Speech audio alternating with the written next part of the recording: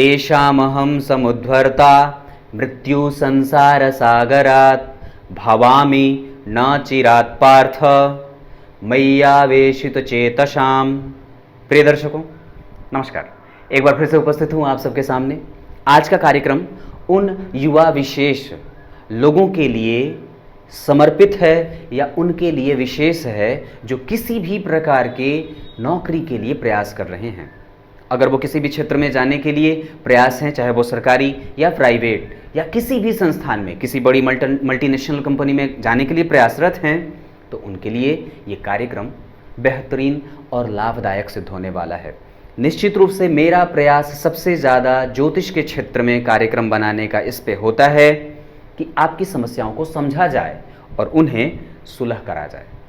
आइए कार्यक्रम के अंतिम हिस्से में आरंभ में बोले गए श्लोक का अर्थ भी बताऊंगा और किन किन ग्रहों को देखना आवश्यक होता है नौकरी के लिए ये बताऊंगा। बने रहिएगा कार्यक्रम के अंतिम हिस्से तक। सारा काम छोड़ करके 20 मिनट का वक्त मुझे दे दीजिए। आज का कार्यक्रम आपके लिए बेहद महत्वपूर्ण और सिद्ध साबित होने वाला है।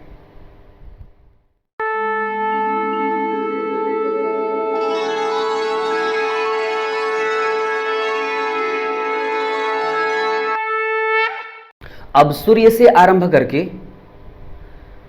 मूलतः गुरु तक आऊंगा, शनि तक भी आऊंगा, जिसमें उनका कहां बैठना और कैसे भाव को देखना ये समझिएगा। आप ध्यान से देखिए, इधर उधर अपनी दृष्टि को ना डालें और ना ही ले जाने का प्रयास करें। सबसे पहले सूर्य, आपकी कुंडली के लिए सूर्य सबसे ज्यादा महत्वपूर्ण भूमिका में होते हैं किसी भी प्रकार के नौकरी के लिए, चाहे वो किसी भी क्षेत्र की हो। अगर आपकी कुंडली में सूर्य की स्थिति कमजोर रहेगी तो निश्चित रूप से भटकना पड़ेगा, ये बात पक्की है। भटकना पड़ेगा, आत्मविश्वास कमजोर होगा और मन पढ़ाई में नहीं लगेगा। अगर आपकी कुंडली में सूर्य की स्थिति लग्न में बन रही हो, चतुर्थ में बन रही हो, पंचम में बन रही हो, छठे भाव में भी अगर वो बन रहे हो, नवें, 10वें और एकादशवें, एक बार फिर से, अगर सूर्य की स्थिति लग्न में, चतुर्थ में, पंचम, छठे भाव में, नवें, 10वें और एकादशवें भाव में बन रही हो तो आपकी कुंडली के लिए, नौकरी के लिए ये किया गया प्रयास ठीक रहेगा। साथ ही साथ अगर इन भावों में सूर्य बैठे हों, अगर वो उच्च की राशि में बैठे हों, अगर अपने मित्र की राशि में बैठे हों, अगर मूल त्रिकोणस्थ होकर के बैठे हों या फिर खुद अपने ही राशि में बैठे हों, तो निश्चित रूप से आपकी नौकरी के चांसेस बढ़ जाते हैं और तब आप नौकरी के लिए प्रयास कर सकते हैं। यह सूर्य की महत्ता है। एक एक ग्रहों को समझेंगे तो आसानी से अपनी कुंडली में समझ पाएंगे। तो सबसे पहले मैंने ये लाल निशान जहां भी लगाया, ये सूर्य अगर इन भावों में उच्च, स्वराशि, मूल त्रिकोणस्थ या मित्र की राशि में बैठे हों तो ये ठीक होगा। साथ ही साथ अगर वो राहु और केतु से दृष्ट या राहु और केतु के साथ ना बैठे हों तो भी ये ठीक रहेगा। अगर उनकी युति अगर इन भावों में शनि के साथ भी हो रही हो तो भी ठीक रहेगा। कुछ विशेष मामलों को छोड़कर के मैं सिर्फ अगर नौकरी की बात करूं तो पक्की बात है। अब उसके बाद अगर वो गुरु के साथ भी बैठे हों तो भी अति उत्तम स्थिति को दिखाने वाले होंगे। अगर इन भावों में वो सूर्य के साथ भी बैठे हों तो भी अच्छी बात है। अगर जहां जहां मैंने क्रमशः लाल निशान लगाया है, अगर नौकरी के परिप्रेक्ष्य में बात करते हैं सिर्फ, तो मंगल भी अगर साथ में बैठे हों तो भी अच्छी बात है। क्लियर है? अब बात चंद्रमा पे और चंद्रमा की कर लेते हैं। अगर आपकी कुंडली में चंद्रमा बहुत बेहतरीन स्थिति में है, तो बहुत बेहतरीन स्थिति में होने का मतलब है कि वो सबसे पहले तो पक्ष बल से युक्त हो। पक्ष बल से युक्त होने का मतलब है प्रिय दर्शकों कि वो आपकी कुंडली में जो आपका जन्म की जो तिथि है वो शुक्ल पक्ष के अष्टमी तिथि से लेकर के कृष्ण पक्ष के सप्तमी तिथि के बीच का हुआ हो। ऐसी स्थिति में चंद्रमा आपकी कुंडली में शुभग्रह होते हैं और वो श्रेष्ठता से फल को देने वाले होते हैं। आपकी कुंडली में चंद्रमा अगर द्वितीय भाव में बैठे हों, साथ ही साथ अगर सुख भाव में बैठे हों, साथ ही साथ अगर वो पंचम में, सप्तम में, नवम में और एकादशवें में बैठे हों तो ये बेहतरीन स्थिति को दिखाने वाले होते हैं। अगर किसी व्यवसाय के क्षेत्र में जाना चाहते हैं तब आपकी कुंडली के लिए चंद्रमा लग्न में अगर बैठे हों और दशम में बैठे हों तो ये व्यवसाय के लिए बड़ा उत्तम होता है। ये बात पक्की है। इसके अलावा आपकी कुंडली में चंद्रमा की स्थिति अगर गुरु से वो दृष्ट हो रहे हों तो ये अच्छी बात है। अगर गुरु से वो किसी भी तरीके से अगर दृष्ट हो रहे हों तो भी अच्छी ही बात होने वाली है, उसमें कमजोरी नहीं आएगी। कारण क्योंकि गुरु अगर नीच के भी बैठे हो ना, गुरु अगर आपकी कुंडली में नीच राशि में बैठ करके ही चंद्रमा को देख रहे हों, फिर भी ये श्रेष्ठ फलों के विधाता हो जाते हैं। क्लियर है। अब उसके बाद चंद्रमा के बारे में और एक महत्वपूर्ण बात है कि अगर आपकी कुंडली में चंद्रमा, बहुत अच्छी बात है कि वो राहु केतु से दृष्ट ना हो और राहु केतु के साथ ना हो। ये बात अगर मिल जाए तो अच्छी बात है। साथ ही साथ वो चंद्रमा अपने उच्च की राशि यानी कि वृषभ राशि में बैठे हों, नीच राशि के न होकर के बैठे हों यानी कि वृश्चिक राशि में न बैठे हों, क्रमशः इन भावों में, और उसके बाद वो नीचाभिलाषी भी न हो रहे हों और किसी भी पापक ग्रह से दृष्ट न हो रहे हों, शनि मंगल राहु केतु से दृष्ट न हो रहे हों, तो वो चंद्रमा आपकी कुंडली के लिए मन लगाने वाला, निर्णय श्रेष्ठ कराने वाला और एक जगह स्थित होकर के आपको मेहनत करा देगा। वो आपको भटकाएगा नहीं और मन को वात्सल्य से भरा हुआ रखता है। अगर चंद्रमा परेशान हुआ ना कुंडली में, तो मैंने 2-3 दिन पहले ही कार्यक्रम बनाया है, उसमें कही है ये बात कि अगर चंद्रमा कमजोर है तो वो निश्चित रूप से आपको भटकाएगा, आपको परेशान करेगा, आपके मानसिक चित्तवृत्ति को चंचलता में बदल देता है। क्लियर है। अब एक तीसरे ग्रह मंगल के बारे में आपको बता देता हूं कि आपकी कुंडली के लिए, चाहे किसी भी क्षेत्र में आप नौकरी के लिए प्रयास कर रहे हों, अगर आपकी कुंडली में, अब ध्यान से समझिएगा कि मंगल किन किन भावों में बैठ करके अच्छा फल करेंगे, नौकरी के दृष्टिकोण से, बाकी अन्य क्षेत्र के लिए नहीं। तो मंगल अगर आपकी कुंडली में लग्न में बैठे हो तो थोड़ी उग्रता और चंचलता देंगे, लेकिन नौकरी के लिए वो अच्छे माने जाते हैं और व्यक्ति को पराक्रमी बना करके श्रेष्ठ फलदायी और श्रेष्ठ फलों के दाता बन जाते हैं। अगर आपकी कुंडली में लग्न में मंगल बैठे हों, अगर वो तीसरे भाव में बैठे हों, तो व्यक्ति को हमेशा पराक्रम से युक्त और ना चाहते हुए भी व्यक्ति को मेहनत करना ही पड़ता है, और वो चाहे कितना ही आलस्य अपने अंदर भरा करके बैठा हो, वो हमेशा मेहनत करेगा। उसको हमेशा इस बात का भान और एहसास होता है कि मुझे मेहनत करना है। तीसरी बात कि अगर आपकी कुंडली में नौकरी के लिए और विशेषतया इंजीनियरिंग वगैरह के लिए और साथ ही साथ किसी भी टेक्निकल क्षेत्र में जाने के लिए, बिजली से संबंधित कामों में, मैकेनिकल क्षेत्रों में जाने के लिए, सेना और सैन्य पदों में जाने के लिए, किसी भी आईएएस या आईपीएस के लिए जिसमें क्रमशः पराक्रम का और किसी खास तरीके के वेशभूषा में युक्त होकर के उस कार्य को किया जाता हो, तो मंगल आपकी कुंडली के लिए यहां बैठना जरूरी है, क्योंकि उनकी 7वीं दृष्टि दिग्बली होने वाले भाव पे पड़ेगी। और साथ ही साथ मंगल अगर पंचम के भी बैठे हों तो ये श्रेष्ठ बुद्धि देते हैं, व्यक्ति को श्रेष्ठ मति बुद्धि का बनाते हैं। यहां पे अगर मंगल 6ठे भाव में भी बैठे तो प्रतियोगिताओं में सफलता देने वाले और दिलाने वाले हो जाते हैं। उसके बाद यहां से वो उग्रता पूरा दे देते हैं, इस वजह से यहां पे उनका बैठना थोड़ा कमजोरी भी दे देगा, लेकिन यहां नहीं। अगर मंगल भाग्य भाव में बैठे हों तो व्यक्ति के श्रेष्ठ फलों के विधाता बन जाएंगे। ऐसी स्थिति में व्यक्ति थोड़ा उग्र होगा, क्योंकि उसकी एक तरीके से देखता हूं तो पाद दृष्टि लग्न पे पड़ेगी, जो कि थोड़ी कमजोरी को दिखाने वाली होगी, लेकिन नौकरी के परिप्रेक्ष्य में यह भाव अच्छा होगा। 10वें स्थान के मंगल अगर आपकी कुंडली में बैठे हों तो ये श्रेष्ठ है और ये बेहतरीन है। साथ ही साथ अगर वो 11वें भाव में भी बैठे हों यहां पे, तो भी ये अच्छा होगा। मतलब क्रमशः इन भावों में अगर आपकी कुंडली में मंगल बैठे हों और साथ ही साथ वो जहां बैठे हों वहां मकर राशि का निर्माण होता हो, अर्थात 10 नंबर लिखा हो, या इन भावों में वो उच्च के होकर के बैठे हों, तो आपकी कुंडली के लिए निश्चित रूप से ये मंगल श्रेष्ठ फलदायी होने वाले हैं। साथ ही साथ वो अपने मूल त्रिकोण राशि में बैठे हों यानी कि मेष राशि में बैठे हों, उच्च होकर के बैठे हों यानी कि मकर राशि में बैठे हों, गुरु की राशि में बैठे हों, सूर्य की राशि में बैठे हों और क्रमशः बुध की राशि में भी बैठेंगे तो अच्छा ही फल करेंगे। ये स्थितियां आपकी कुंडली में अगर मंगल की बन रही है तो ठीक है। साथ ही साथ अगर उनका दुष्प्रभाव किसी भी पापक ग्रह के साथ ना पड़ रहा हो, या उन पे राहु का प्रभाव ना हो, केतु से वो प्रभावित ना हो, और साथ ही साथ शनि और मंगल दोनों एक साथ क्रमशः भाग्य भाव में और पंचम भाव में ना हो, तो ये अच्छी बात है। शनि मंगल अगर लग्न में आ जाएंगे तो थोड़ा प्रभाव करेंगे निगेटिव भी, लेकिन नौकरी के लिए हो सकता है कि वो स्थितियां आपके पक्ष में देने वाले हों। और साथ ही साथ अगर दशम में भी शनि मंगल बैठ जाते हैं तो ये तो नौकरी के लिए प्रबल श्रेष्ठ स्थितियों को दिखाने वाले होंगे। ऐसी स्थिति में कि शनि और मंगल अगर लग्न में और केंद्र में चतुर्थ या दशम भाव में बैठे हो तो सुख को थोड़ा कम देते हैं, मतलब व्यक्ति पैसा तो कमाएगा, नौकरी भी बहुत अच्छा करेगा, लेकिन हो सकता है कि उसे दौड़ना भागना ज्यादा पड़ता हो और मेहनत ज्यादा करना पड़ता हो। सुख से जीवन थोड़ा कम और कमतरी से बीतता है। ये मंगल की बात रही। अब अगले ही ग्रह बुध के बारे में आपका ध्यान लेके आता हूं। ध्यान दीजिएगा, कहीं जाइएगा मत, विचार कहीं भटकाना नहीं है। अगर आप बैंकिंग सेक्टर से तैयारी करना चाहते हैं, साथ ही साथ शिक्षक बनना चाहते हैं, प्रोफेसर लेक्चरर बनना चाहते हैं, किसी उच्च पदस्थ अधिकारी के साथ रह करके काम करना चाहते हैं, किसी बहुत बड़े पद पे विभूषित व्यक्ति के पीए या पीओ बनना चाहते हैं, पता नहीं उसे क्या कहते हैं, पीए कहते हैं शायद, तो वही जो भी हो, अगर असिस्टेंट बनना चाहते हैं, सीधी सी बात है, तो आपकी कुंडली के लिए बुध की स्थिति अगर लग्न में, चूंकि बुध कारक होते हैं, अगर हो तो ज्यादा बेहतर है।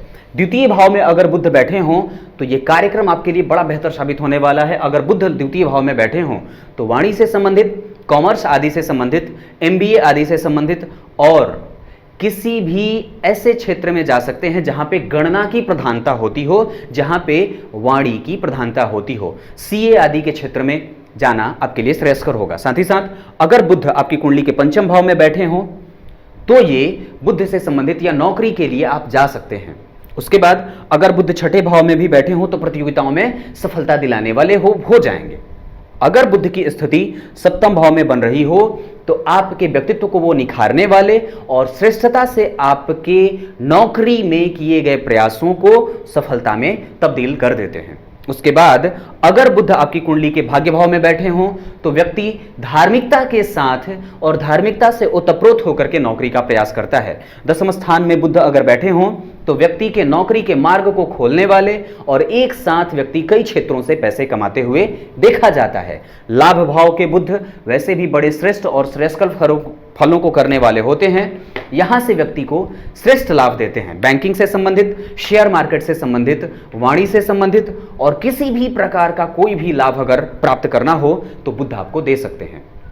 बुध कन्या राशि के होकर के बैठे हों, यानी कि जहां बैठे हों वहां 6 नंबर लिखा हो। उसके बाद वो नीचाभिलाषी यानी कि मीन राशि के न होकर के या उनके अगले भाव में 12 नंबर न लिखा हो, ऐसी स्थिति में उनका प्रभाव थोड़ा कम जाता है। अगर आपकी कुंडली में प्रिय दर्शकों बुध की स्थिति अच्छी है, वो क्रमशः अगर राहु के साथ भी बैठेंगे तो बुद्धिमान बनाएंगे, बुद्धिहीन नहीं बनाते हैं। जड़त्व दोष का निर्माण भी कई बार होता है अगर वो बिल्कुल निकट के अंशों में हो तो, लेकिन अगर राहु और बुध एक साथ बैठे हों और दूर के अंश में हों तो वो अच्छे फलों के विधाता या देने वाले बन जाते हैं।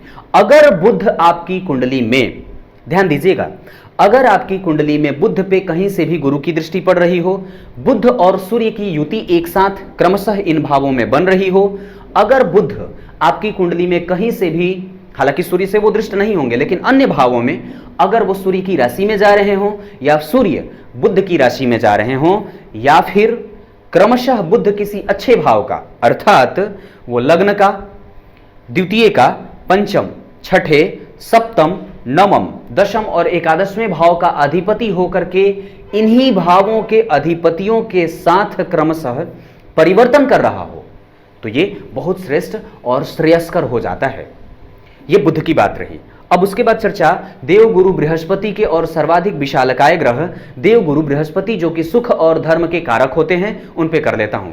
वैसे तो कुंडली में सर्वाधिक यथेष्ट और सर्वाधिक श्रेष्ठ तरीके से जिस ग्रह को फल करते देखा गया है वो देवगुरु बृहस्पति ही होते हैं, परंतु कुछ अगर भिन्न भावों में अगर उनकी स्थिति बन जाती है, मतलब अगर वो लग्न में विराज रहे हों, अगर वो लग्न में विराज रहे हों, द्वितीय में विराज रहे हों, चतुर्थ में विराज रहे हों, पंचम में बैठे हों, छठे में भी बैठे हों, सप्तम में बैठे हों, तो थोड़े से वो किसी अन्य पक्षों को कमजोर करते हैं जैसे विवाह आदि को, लेकिन व्यक्तित्व को विकसित और बेहतरीन बनाते हैं। अगर भाग्य भाव में गुरु बैठे हों, दशम में बैठे हों और एकादशवें में बैठे हों तो ये ऐसी स्थिति में 12वें में भी कभी कभी गुरु को अच्छा फल करते देखा गया है विदेश जाकर के, और 12वें भाव के अधिपति के साथ उनकी युति हो जाती है तो ये अच्छा होता है।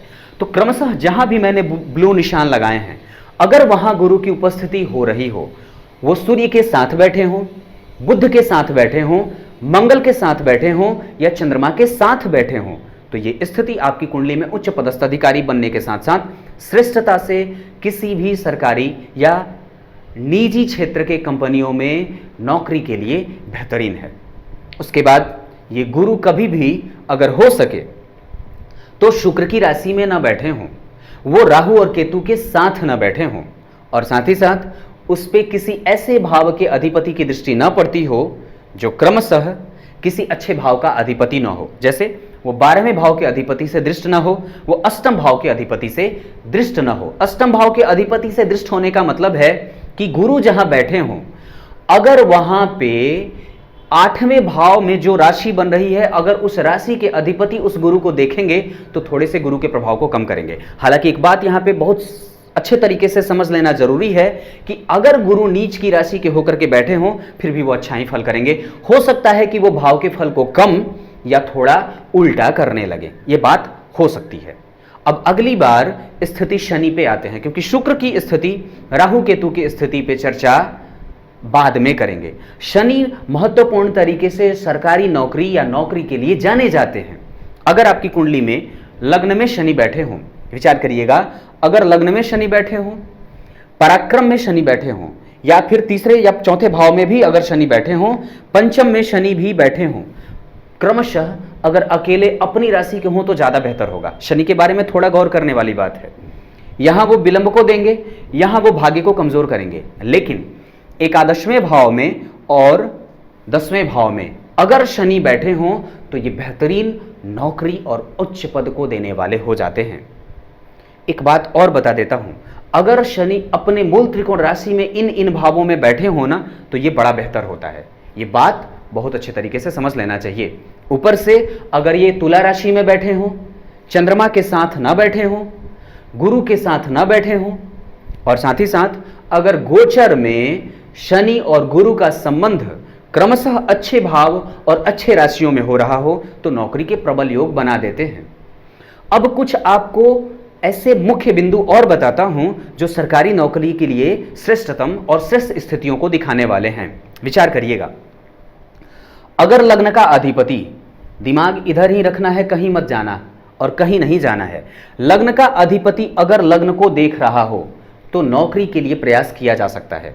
एक बार फिर से, अगर लग्न का अधिपति लग्न को देख रहा हो तो यह श्रेष्ठ स्थिति को दिखाने वाला और नौकरी के लिए प्रयास किया जा सकता है।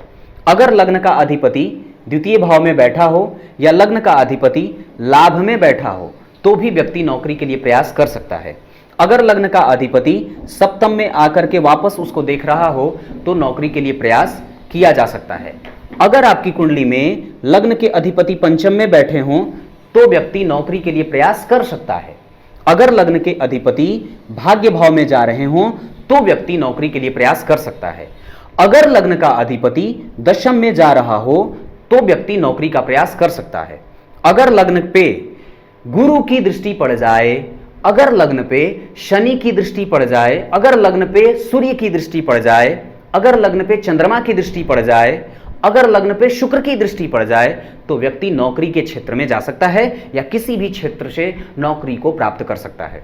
हां, उसके लिए आपके लग्न, आपकी राशि, आपके इन भावों में बनने वाले राशियों के अधिपति की स्थिति एक बार देख लेनी चाहिए। ये स्थितियां क्रमशः, अगर लग्न का अधि पराक्रम में बैठा हो तो भी व्यक्ति को पराक्रम के बल पे नौकरी देने वाला हो जाता है। यह विचार करने योग्य है। सूर्य अगर कहीं से भी जन्म कुंडली के 10वें स्थान को देख रहे हों तो व्यक्ति नौकरी के क्षेत्र में जा सकता है, सरकारी क्षेत्रों में उच्च पदस्थ अधिकारी बन सकता है। अगर आपकी कुंडली में भाग्य का अधिपति दशम में गया और दशम का अधिपति भाग्य में गया तो व्यक्ति नौकरी करने के लिए जा सकता है और नौकरी के लिए प्रयास कर सकता है। अगर दशम भाव का अधिपति एकादशवें में जाए, बिल्कुल आराम से समझाने का प्रयास कर रहा हूं, बिल्कुल रफली मैं ये कार्यक्रम इस वजह से आपको ऐसे बताना चाहता हूं ताकि आपको समझ जाए। अगर दशम का अधिपति एकादशवें में जाए या एकादशवें का अधिपति दशम में आ जाए तो भी आप नौकरी के लिए प्रयास कर सकते हैं। यह बात पक्की है। और जो कि सर्व प्रमुखतया से ये बात गौर करने वाली है कि केंद्र के चारों ही घरों में अगर गुरु कहीं भी, चाहे वो नीच के ही क्यों ना बैठे हों, अगर बैठे हों और गुरु और चंद्रमा का संबंध परस्पर एक दूसरे से केंद्रगत हो, मतलब जहां गुरु बैठे हों और जहां चंद्रमा बैठे हों, ये दोनों एक दूसरे से चौथे दसवें के संबंध में हो, मतलब गुरु से गिनने पे चंद्रमा चौथे आते हों और चंद्रमा से गिनने पर गुरु चौथे आते हों, तो ये सरकारी नौकरी में उच्च पदस्थ अधिकारी के बनने का योग है। ये सर्वप्रमुख तरीके से समझ लेना चाहिए। अब कार्यक्रम के अंतिम हिस्से में आपको कार्यक्रम के आरंभ में बोले गए श्लोक का अर्थ बता देता हूं।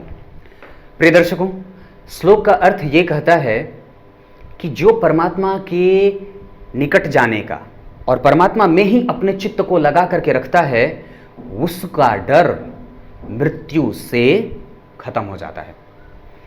आप अपने किसी भी काम को करने से पहले परमात्मा के किसी भी स्वरूप का ध्यान करते रहिए, चाहे वो गणेश जी को मानते हो, चाहे शिव जी को मानते हो, चाहे लक्ष्मी जी को मानते हो, चाहे पार्वती जी को मानते हो, चाहे हनुमान जी को मानते हो, चाहे गणेश जी को मानते हो। किसी भी विधाता के स्वरूप के और स्वच्छंद स्वरूप का अपने काम को करने से पहले दर्शन मात्र नेत्रों को बंद करके कर लीजिए और फिर प्रश्न करिए कि आपका काम बना कि नहीं बना। उसमें जरूर सकारात्मकता देखने को मिलती है और व्यक्ति को मृत्यु का भय समाप्त हो जाता है। कुछ इसी तरीके से आज के कार्यक्रम का समापन करते हैं। अंतिम हिस्से में बता दूं, मैंने शुक्र को छोड़ा है और राहु और केतु को छोड़ा है। कारण, क्योंकि शुक्र और राहु और केतु नौकरी के लिए जाने जाते हैं, लेकिन उनकी भूमिका इन ग्रहों से कम होती है। किसी अन्य कार्यक्रम में शुक्र, राहु और केतु से संबंधित क्षेत्रों को बताऊंगा। बाकी आप प्रत्येक दिन सोमवार का कार्यक्रम देखते रहिए, उसमें मैं विभिन्न ग्रहों के आधार पर बनने वाले क्षेत्र और बनने वाली स्थितियों को बताऊंगा। तब तक के लिए इजाजत दीजिए। एक बार फिर से उपस्थित होंगे कल, तब तक के लिए नमस्कार।